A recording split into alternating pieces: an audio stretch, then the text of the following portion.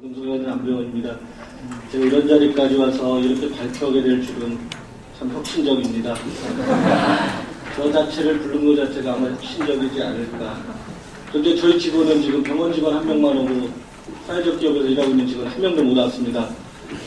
정말 바쁘거든요. 저희가 돈이 없어가지고 몸으로 때우는 직원이 너무 많아서 사실 정말 섭섭도 하지만 또 고맙기도 하고요. 이런 자리조차도 나올 수 없다는 게 그래서 조금은 덮어봐야 되지 않을까라는 생각을 해봤습니다.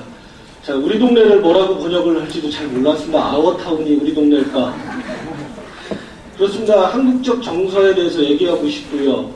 어떤 두레와 품앗이가 공존하는 어떤 전 공동체를 얘기하고 싶었습니다. 사회적 기업은 우리 동네에 있는 하나의 컴파트먼트일 수밖에 없습니다. 우리 동네에는 병원도 2개 있습니다. 조그마한 저랑 같이 하고 있는 클리닉을 운영하고 있는 선생님이 3분이 있네요. 그리고 돕고 있는 사람이 또 다른 데도 있고요.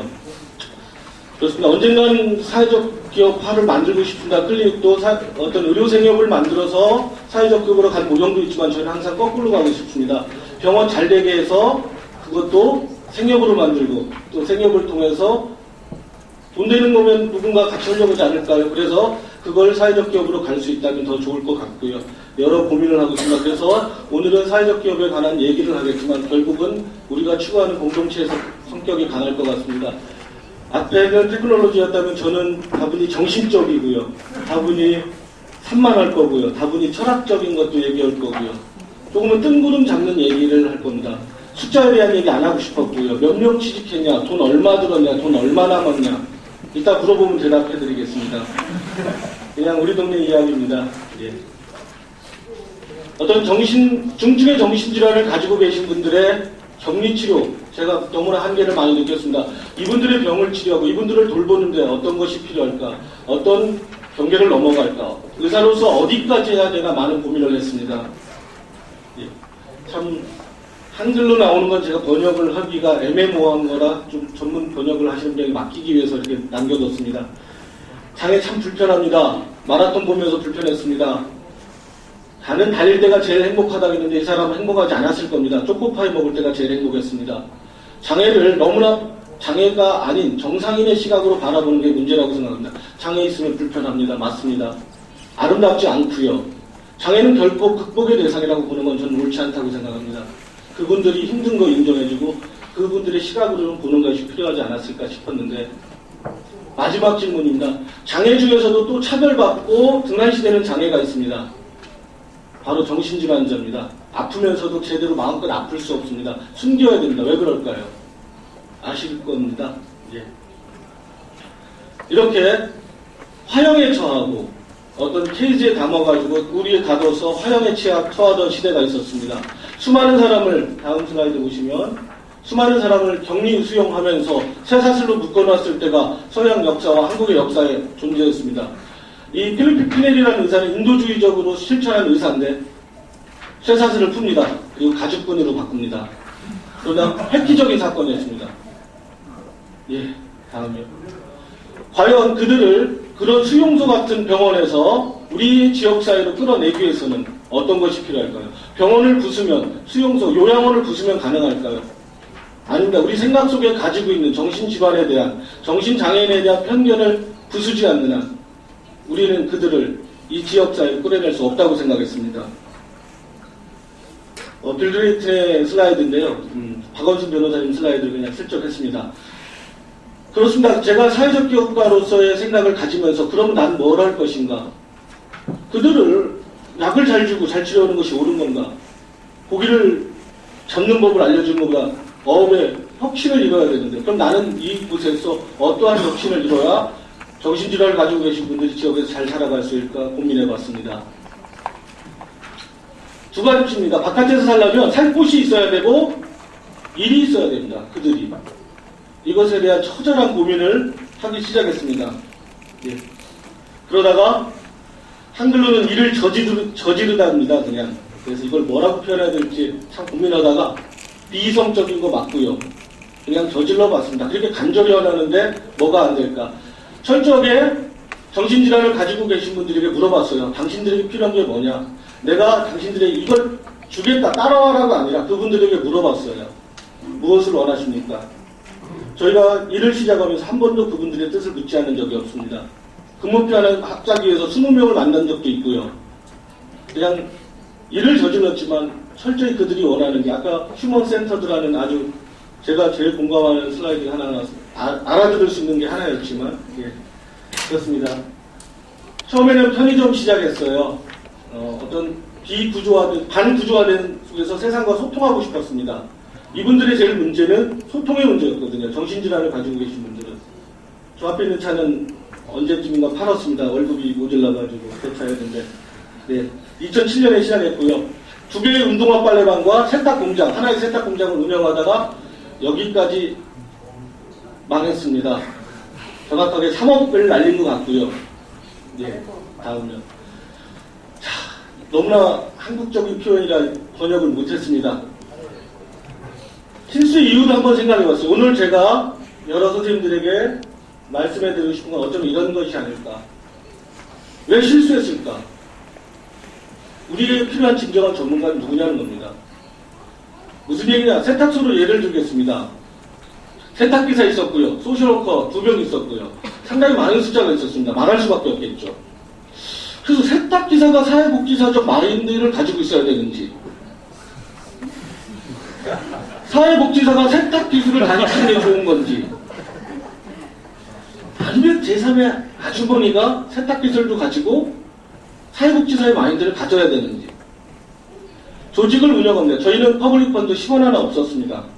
그냥 각출했습니다. 그렇기 때문에 돈이 너무 없었어요. 조직을 운영하는데 제일 필요한 게 인건비입니다. 그 인건비 절약에서 저희는 너무 많이 고민했어요. 몸으로 많이 때웠고요. 그랬을 때 처절했어요. 인건비 때문에 사실은 다 망한 거거든요. 앞에 게. 두 번째, 저평가된 노동력이라는 거. 노동에 대한 것이 과연 우리가 올바르냐. 노동력 자체가 저평가된 이 자본주의 사회에서 장애인에게 저평가된 노동을 시키는 것이 과연 성공할 수 있겠는가? 퍼블릭 펀드 없이 성공할 수 있겠는가? 저는 없다고 생각하고 싶습니다. 반찬값을 벌기 위해서 노력하는 아주머니를 이길 수 없고요. 손녀 용돈을 벌어주기 위한 노인 노동력 이길 수 없습니다. 장애인 노동력 분명히 결함이 있거든요.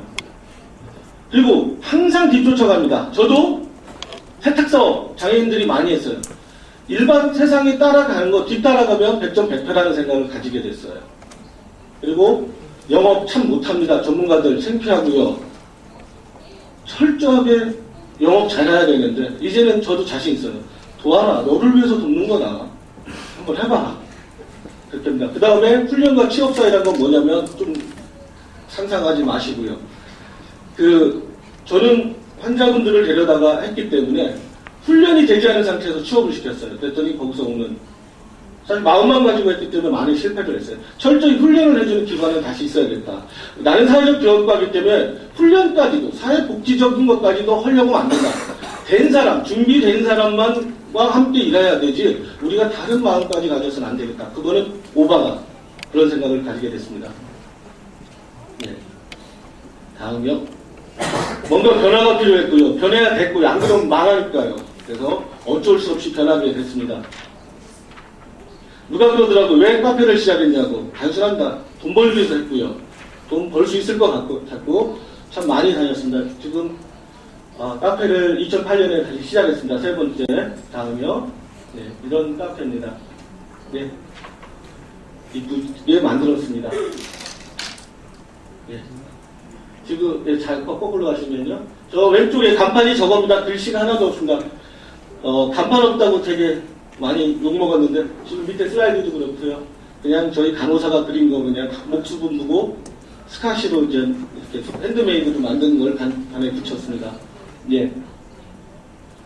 마음이 아픈 아이들, 특히 중증은 아니지만 중증 정신장애인이 되기 전 단계인 아이들이 학교 때부터 잘 돌봐야 되겠다는 생각 때문에 이들에게 병원이 아니고 복지관이 아닌 이들이 제일 가고 싶은 곳이 바로 학원입니다. 그래서 학원을 만들어서 이 아이들을 20살까지 준비해주는 학원을 만들고 싶었어요. 이 아이들이 만성이 되기 전에 병원에 가기 전에 잘 키워서 우리의 일원으로 지역사회 일원으로 만들고 싶어서 좀 파일럿 개념으로 한 20명의 아이들을 같이 한번 성장시킬 예정입니다. 예. 그냥 성장해 갔습니다. 그래서 두 가지 영역이 있습니다. 저희는 현재 남은 게 카페 공장하고 매장 한 군데 운영하고 있고요. 두 번째로는 커피집 메뉴 교육, 창업 컨설팅을 주로 하고 있습니다. 그리고 학원, 아까 말씀드렸던 학원, 이 두 가지를 중점적으로 운영하고 있습니다. 자, 철학입니다. 참 많이 고민했어요. 저희가 가장 많은 시간을 할애한 것이 같이 일하는 사람들과 철학에 대해서 많이 고민했어요. 우리가 왜 이 짓을 해야 되느냐. 처절히 고민했고요. 이것 때문에 한 몇 날 며칠 워크숍도 갔었고요. 그러니까 희망 공동체를 만들고 싶었습니다. 마음이 아프다고 해서 그들을 격리 수용하는 것이 아니라 그들이 나고 자란 곳에서 같이 살고 싶었고요. 같이 일하고 싶었고, 결국에는 일반 주민들, 일반 시민에게 말하고 싶었어요. 행복하게, 건강하게, 정신 건강하게 잘 살라고. 그런 정신을 나누고 싶었습니다. 돈도 나누고 싶고요. 정신건강의 극단에서 고통을 나눴던 분들이 일반 시민에게 니네 좀 마음 편하게 좀 살아봐 하면 얼마나 좋을까요? 그런 시대가 좀 왔으면 좋겠어요. 예, 그런 것을 표현하는 우리 동네의 시야입니다. 참 전 세계적으로 이렇게 조금 복잡하고 지저분한 시야는 없을 겁니다. 예, 커피집의 카페의 시야입니다. 한 잔에 붓기는 아픈 마음을 위로해준다. 저 컵을 들면 마음에 상처가 나 있습니다. 한 잔 커피 마시면 그 상처가 가려집니다. 웃긴 얘기인데 좀 안 되는군요, 오늘은. 지금 마신 한 잔의 커피는 마음이 아픈 사람들에게 큰 힘이 됩니다. 이런 노고입니다. 많이 스토리를 만들고 싶었어요. 제 제목에도 우리 동네의 이야기라고 했는데 저는 어떤 기술이나 이런 것이 아니라 이야기를 만들고 싶었습니다. 희망이 될 수 있는, 좋은 뜻이 될 수 있는 이야기를, 지금도 저희는 많이 이야기를 만들고 있습니다. 이런 생각을 해봤어요. 우리는 다 다를 뿐이다. 다 다르다. 생각이 어디까지 다 다를 수도 있고요. 모든 것은 다른 겁니다. 그래서 프랜차이즈 형태라고 하는데 저희는 아닙니다. 모든 것이 달랐으면 좋겠어요. 그렇지만 철학적 가치만 동의해준다면 나머지는 달라도 된다는 게 저희의 생각입니다. 우리 동네만 살짝 들어가주면 됩니다. 예. 첫 번째 카페입니다. 아주대 앞에 있고요. 우리 동네 커피집입니다. 참 촌스럽지만 지금은 다 끝났다고 해서 커뮤니티와 멘탈 헬스를 초점을 맞췄고요. 두 번째 보시겠습니다. 패밀리하고 해피니스를 주제로 한 두 번째 커피집.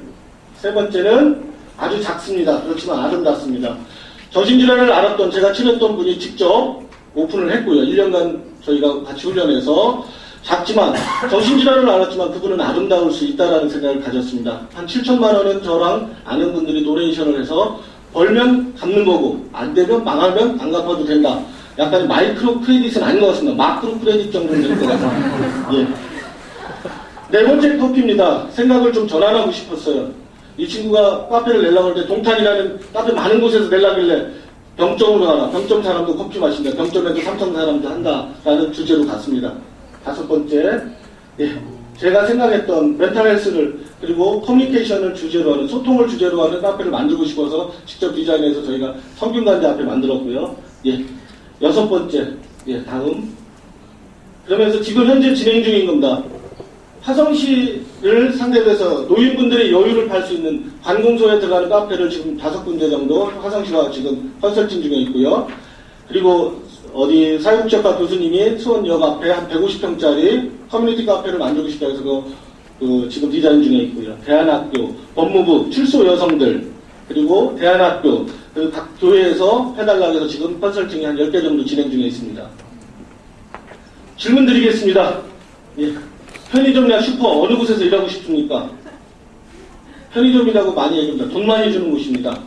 그렇습니다. 저에게 물어봅니다. 자네에게 어디서 일하는 게 좋겠습니까? 답은 당신이 원하는 곳입니다. 그곳이 그분들도 일하고 싶습니다. 두 번째요. 우리 동네를 이용해서 비싸다고 불평하는 사람은 바로 전문가들입니다. 우리는요, 장애인의 노동력은 저평가되고 있습니다. 그래서 싸게 해야 된다고 생각하고 있어요. 아니요, 맞짱 떠야 됩니다. 비참한 모습, 희망의 증거, 어느 것이 사람을 움직일까요? 우리 이렇게 힘드니까 도와달라가 아닙니다. 이렇게 할 수 있답니다. 희망의 증거를 말하고 싶었습니다. 그래야 사람들이 움직입니다. 새로운 시도에 해당되는 게 넘어가시겠습니다. 정신장애인이 일할 수 있는 서비스 영역을 넓히고 싶었어요. 단순 노동력만 제공하는 것이 아니라 서비스 업종까지 넓히고 싶었고요. 그 다음에 그들이 일할 수 있는 노동 환경을 구축하고 싶었고요.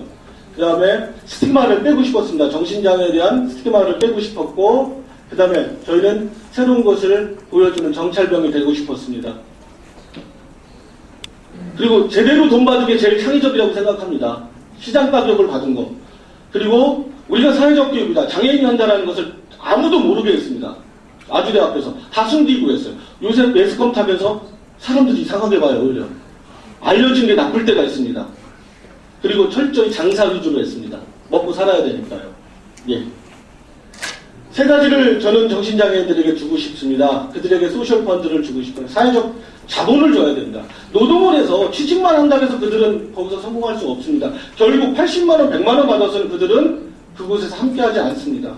그들이 주인이 돼야 됩니다. 그들이 사장이 돼야 됩니다. 그리고 두 번째, 지적재산을 줘야 됩니다. 한국에서 먹고 살려면. 노동은 너무 열악하니까요. 그래서 이들을 선생님으로 키워야 되고 커피 강사로 키워야 됩니다. 컨설팅하는 지금 2명은 직접 컨설팅에 참여하고 있습니다. 교육에. 2명의 정신장애인이. 그리고 그들의 창조성을 활용하고 싶었습니다.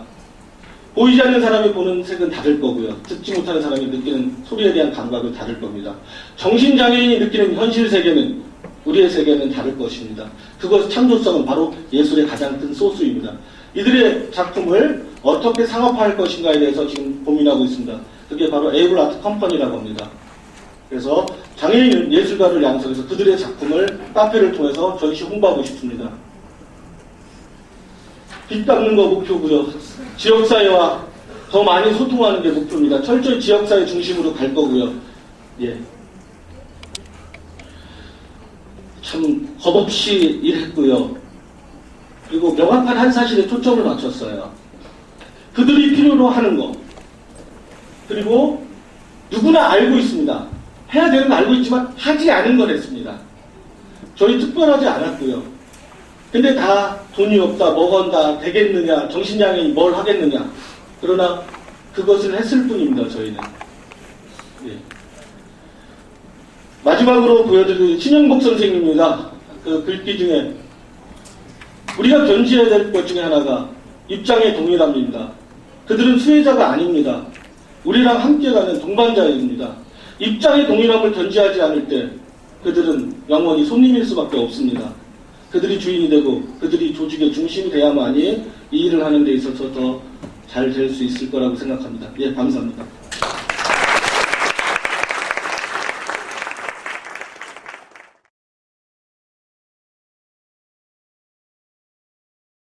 Good evening, and thank you for having me. I have to say I'm quite honored to be, I would say, one of the only handful of women who are presenting in this next 2 days. So I'm very honored to be representing my gender. So this actually shows the number one issue with social entrepreneurship, where you're working with women from around the world. We need to have more women leaders. And should all of you here, that's one thing you should take away. You should encourage more women to be doing this. So I will talk to you today about actually the story. So we had fantastic speakers and all the amazing work that they're doing. But I'll actually tell you a story. Okay, I'll talk about the story of defiance, how that actually has positioned me in life, and I'm sure a lot of you can resonate with that. And the story of optimism, because that's the core of what you need to be a social entrepreneur. So let's start with defiance. So the seed of defiance for me started with my birth. So I'm from Bangladesh, so I'm the fourth daughter from a very middle-class family. Now, if any of you know anything about Bangladesh, it's a conservative society. Other than Professor Yunus coming from there, that seems like that's most of people know only thing about Bangladesh is that. But we have more to offer than Professor Yunus. We actually have a vibrant society, but very much based on religion. We're Muslims, most of us. And for us, like a lot of the Asian countries, having a girl is not something to celebrate. So I was the fourth daughter. So you can imagine it was not a very happy occasion for my parents. So I always say, perhaps that's where my defiance started, because look at that child. I was not going to have that child. So that's me. So the good thing is, with my defiance, much to my parents' chagrin, I actually pushed myself quite a bit, and I always wanted to be something better than a boy would be. So only thing you have to tell me is the fact that you can't do it, and I'll just do it. So that's the only thing you have to tell me. So with that determination, I went out and I studied in the States from undergraduate, and I came out, and I was actually the first Bangladeshi woman in Wall Street. And for me, going to Wall Street really was not the thought that I'm going to make a lot of money. It actually paid off some of my loans, which is great, and I saved money for graduate school. But the biggest thing for me was how to actually learn how to use capital markets for the ills that we had from the part of the world that I was coming from. How can we use capital markets to actually do something better for the world? Well, I had that opportunity while my peers were all going off to business school or staying on to make more money. I actually went back to Bangladesh. So I always say I went from Wall Street to the dirt parts of Bangladesh. So I went and worked at Grameen Bank. This is Grameen Bank, almost 20 years ago. So it did not have the Nobel Prize. It didn't have any of this. So what really gave me the opportunity when I was at Grameen was work on their first big financing round. And that was quite an education for me because I thought, even at that stage, when Grameen was not that large, what the goals were for an organization which had obviously so much potential and has done such great work. So from there on, I worked in many other places and started my first company, this was almost 10 years ago, where I connected the people who are making handmade goods, it's a fair trade organization, both the microfinance institutions, to the Western world. So this is this company I created, I grew it, and I sold it to National Geographic in 2004. So that's my journey. Now the defiance that was happening at the same time that I was going on in my life journey was a different one. I think it's very interesting for us as we're talking about all of these things in the world and all the amazing work the social entrepreneurs are doing. I think one thing to keep in mind is there's actually another parallel world out there, which a lot of you in this audience are part of, obviously most of the Western world. So in the last sort of 15 years, if you look at the capital markets in the world, the reason I use the word hubris, it's a very strong word, but the reason I use the word hubris is because at 2007, sort of the peak of the market, around the world, the total financial asset size was about $169 trillion. Okay? So these are all the deposits, all the bank assets, all the equity, everything put together. That's an enormous amount of money, and people were making a lot of money. Out of that, about 57 trillion was in the US alone. Now, of course, we know that the party ended, and obviously things came crashing down. But while everything seems very gloom in the Western markets, I was just in New York a couple of weeks ago, and people are just, it's interesting, actually, money is back in Wall Street, so people are again out there partying, but the general sense is very gloom and doom. But I think people don't want to hear it, but the reality is people did have a good time. So a lot of people who did make a lot of money, they were living off that lot of money as well. But of course, a lot of people who didn't are suffering. Now, what I like to sort of point out is while in the West, there was an enormous growth in the financial market and a lot of people benefited from it, and some didn't now, in parallel, most of the world, there was no money.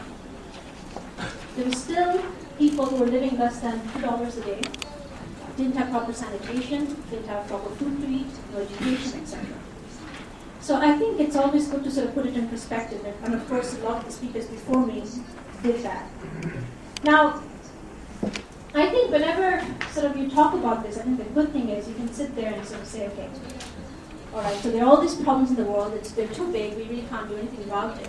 But of course I'm in an audience today who are doers. All of you are doers, all of you won't be gifted. And with you, there comes that optimism. Because there are things that are happening around the world, and that's the glimmer of hope. Now, it is happening in every single sector, even if you saw today with the speakers we had. It is happening in microfinance, it's happening in housing, it's happening in biogas, in health, you name it. There is someone out there doing something to make the world a better place in a sustainable way.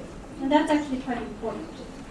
So all this is geared towards poverty alleviation, some way or the other, and also obviously sustainable development. And the word sustainable is very, very important, because I think that's something that has plagued most of the countries around the world. Now, I always like to show this before we sort of plunge into what we are doing. It's because there's so much of confusion out there, about what is social enterprise and what is not. And given that I'm a professor, I can use that license to actually take a few minutes and be a little professorial with you. So, what we define social enterprises are really companies which have a mission as the core. So it can be for-profit or a not-for-profit, but the key factor here is the fact that they have a commercial arm. So it can be a mission-oriented for-profit, or it can be market-oriented not-for-profit. So for us, the legal entity is irrelevant. What's relevant is your core is the social mission, and then of course you are making some sort of revenue to make yourself sustainable, so that you can grow your impact, and so on and so forth. Or else it is a moot discussion altogether, the way we look at it. Now, there are, of course, room for charities. We're not saying that charities should not exist. They absolutely should exist. But we make it clear that we can't be working with them because they don't have a revenue stream. So we work with them entities only which have a revenue stream. So who are these entities? Of course, you heard the speakers today. They absolutely are some of their examples. And then these are some of the other examples that the folks that we're working with, like Thaicraft in Thailand, or in Fairtrade, or BAUDA, the Local Workers Development Association, and Mid-Size Microfinance in South India, or Supreme Renewable Energy, exactly what Deepak is doing, this in biogas and biorenewable in northern Thailand. Saleh Handmade, this is in the Mindanao area in the Philippines. SEWA, again, most of you may know this, Self-Employment Women's Association in India, we're working with them. Kazi Tea, the organic tea plantation in Bangladesh. So this is just a glimmer of the entities that we work with. So you can see they're from all over. Now, while the social enterprises have been coming together, and obviously you've heard many people, many big leaders I can't see it. I don't have my glasses. I don't know how many minutes. So let me finish it. Okay, I can't finish in 5 minutes, so I have to, So that's equally at the same time, there has been a movement going on called impact investment. So what's impact investment? Impact investment is really an investment for double or triple bottom line. So you have an investment for economic, social, and environmental return. Okay, so that's what impact investment is. And this is something that has been happening quite aggressively in Europe and in the US. Now, this is very interesting, and I always like to show this because it really puts you in perspective how philanthropy money alone cannot solve all the problems that we will be hearing about today and tomorrow. Okay, because charity cannot solve all these problems. If you put together all the philanthropy money in the world, it amounts to $310 billion only. Okay? Now, if you put together all the global managed assets, that's $57 trillion. Okay? Now, if you look at social responsible investment, which was a big thing right now, and 15 years ago it was zero, it's about 7 trillion, right? So that even has surpassed the number for philanthropy. And impact investment, the number it's pointed at today, it's about 100 billion, and it is supposed to grow to $500 billion in the next 3 years. So these are astounding numbers, and these are done based on really thorough research by Monetary Institute, and this should be something taken seriously. Because charity money is not there. So you need to think beyond charity. Now, there are all these different impact investor groups that are around. Obviously, I've heard some of them. TR Impact is the largest, because they teach pension in the US. And then the others are obviously very familiar names. Now, you have $500 billion, and you have the impact investors who want to invest in it. But how to get the money? How to get the money to the folks who need it? Now, this is a picture of actually the first stock exchange in the world. So I'm going to ask this esteemed audience if someone can tell me when was the first stock exchange created. How many of here have own shares in the market? Can I see you raise your hands? Only one person owns shares in the market? Oh my goodness, what's happening to Korea? Okay, I'm sure a lot of you own shares in the market. All right, so I guess the stock exchange, the first stock exchange was created actually in the 1300s. And this was in Belgium, in Bruges. And it has taken 800 years. For 800 years, stock market has been used just for one purpose, which is to make money and to make more money and to make more money. And I say 800 years later, now we have the social enterprises and the impact investors And now we have created Impact Investment Exchange, which is the first exchange of its kind in the world, where it's bringing together the financial, social, and environmental return. And of course, it's done by women. So the men could do it. Now, the Impact Investment Exchange, very simply, the mission is actually to provide liquidity to social enterprises. So what we heard from Joel, what we heard from Deepak, how do they grow? This is the answer. Okay, so where they'll be actually coming into a platform like this, where we link up the social investors to the projects that they're working on. So we have 2 stages of it. I won't go into details of how we're doing it. So we actually have 2 platforms that we're creating, one smaller one, which is launching in Q1, and a larger one at the end of the year. We're supported by Rockefeller Foundation and Asian Development Bank and the Singapore government. So this is actually a very big deal, because this is not an initiative that's happening in a garage. This is an initiative that the governments are playing a big role. And if you're going to make an effective social enterprise, if you want to create systemic change, you have to include the government. You cannot do it without the government. Okay? Government is a big piece of it, and this is something when I teach in the graduate classes, I always say you cannot forget the government. So you have the government, you have obviously the private sector, and the civil society. And for us, we are a living example. The reason we grew so fast is because we have enormous government support. You can make money. Please do make money. But don't charge 200% profit. Okay? Do cost plus. And you know what? It actually is resonating. Because what we're saying is this is true CSR, what you're going to do. Not going there and painting a house in a village. But if you're a bank, you really should be doing work like this. And this is what is going to be used as a pure CSR, where you're using your practice to make the world a better place. So if the enterprises are not ready, we actually created another not-for-profit, which is called Shujo. Shujo is a Bengali word for opportunity. And it's focused on 2 things. One is it does the impact measurement for the social enterprises, and then it also does a whole bunch of research around this field. So it actually does a very important function. Now, I will kind of skip through these because these are all the things that are happening.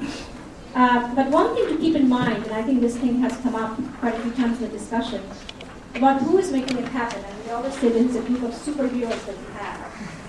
Believe it or not, from the idea to where we are today, this has all happened within a year, which is absolutely astounding speed that we have done this.